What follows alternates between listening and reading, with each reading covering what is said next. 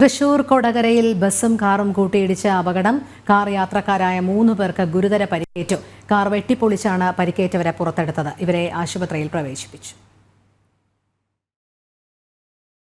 ദേശീയപാത നെല്ലായി കൊളത്തൂരിലാണ് ബസ്സിടിച്ച് കാർ യാത്രക്കാരായ 3 പേർക്ക് പരിക്കേറ്റത്.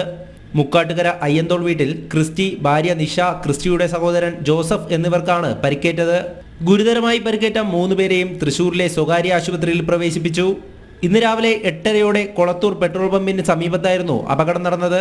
ബസ്സിടിച്ച് നിയന്ത്രണം വിട്ട കാർ ലോറിയിൽ ഇടിച്ചു കയറുകയായിരുന്നു. ലോറിക്കും ബസ്സിനും ഇടയിൽപ്പെട്ട കാർ പൂർണ്ണമായും തകർന്നു. പുതുക്കാട് നിന്നെത്തിയ ഫയർഫോഴ്സും കൊടകര പോലീസും നാട്ടുകാരും ചേർന്ന് കാർ വെട്ടിപ്പൊളിച്ചാണ് യാത്രക്കാരെ പുറത്തെടുത്തത്.